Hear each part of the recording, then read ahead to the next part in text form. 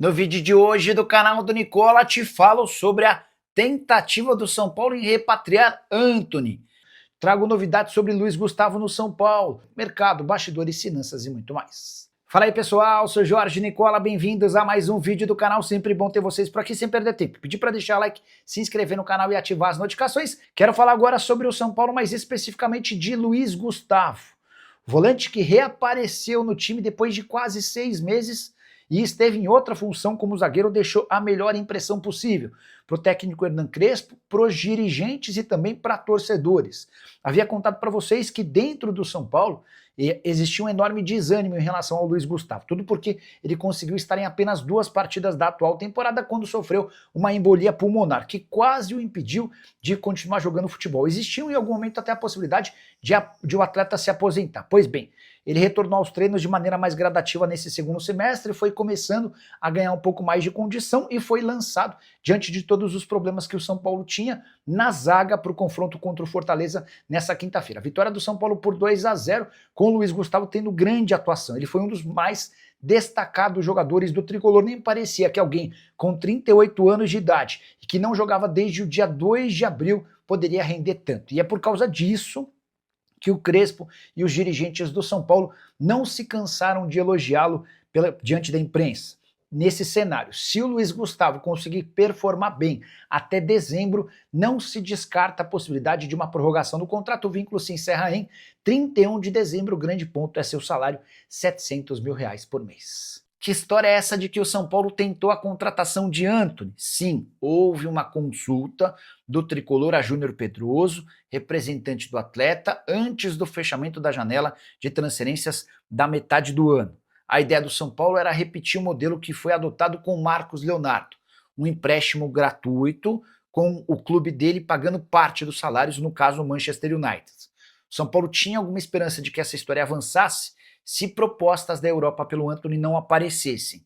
E dá para dizer que o mercado de verão europeu não foi tão bom assim como se imaginava para o Antony. Foram poucas as ofertas. No final das contas, ele acabou vendido para o Betis por 25 milhões de euros fixos, mais bônus, impedindo qualquer possibilidade de o Antony se tornar reforço do tricolor. Jogador de 25 anos, formado na base do São Paulo, ainda com relação com o tricolor, é comum, é usual a gente ver ele fazendo postagens nas redes sociais, acompanhando os jogos do São Paulo, mas esse retorno do atleta ao tricolor certamente vai acontecer só mais para frente, quando o Antony estiver mais no fim da carreira e quando o São Paulo se apresentar em condições financeiras melhores. Até porque o Antony tinha salário superior aos 3 milhões de reais por mês, e para que o negócio acontecesse, o United precisaria assumir a maior parte dos vencimentos. Jogador comprado em definitivo pelo Betis, uma das maiores transferências da história da equipe espanhola. Desde que foi comprado, são 4 aparições com um gol e uma assistência. Na temporada passada, por empréstimo no Betis, o Antony arrebentou, deixando excelente impressão, até por isso acabou comprado.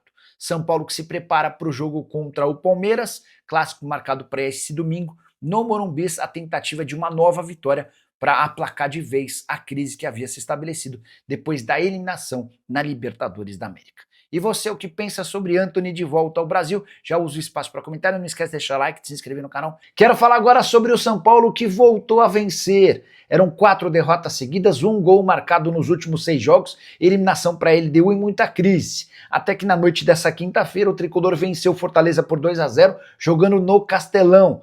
Resultado que permitiu ao São Paulo dias um pouco mais calmos até o confronto do próximo domingo, 5 de outubro, contra o Palmeiras no Morumbi.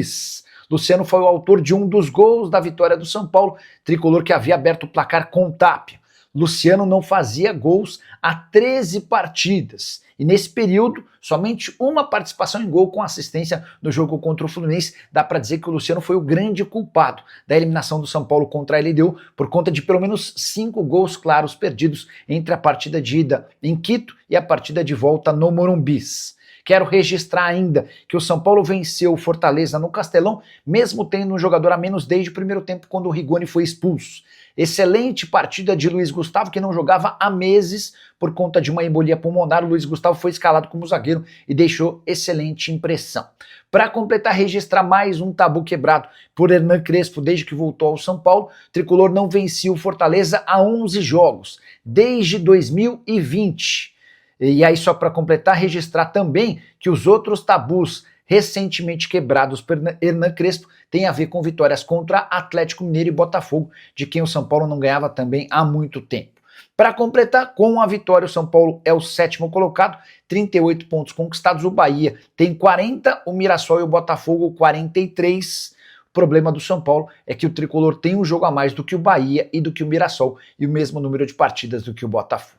Quero falar agora sobre o São Paulo. O presidente Júlio Casares mostrou força política em meio a uma baita crise técnica e também relacionada à política do clube, com chance real de Carlos Belmonte ser demitido. O Júlio submeteu 5 pautas à aprovação do Conselho Deliberativo e todas foram aprovadas com votações muito altas. Quero destacar cada uma delas para vocês. Primeiro, uma permuta para atendimento dentário dos atletas da equipe profissional e também da base com a Odonto Fitness.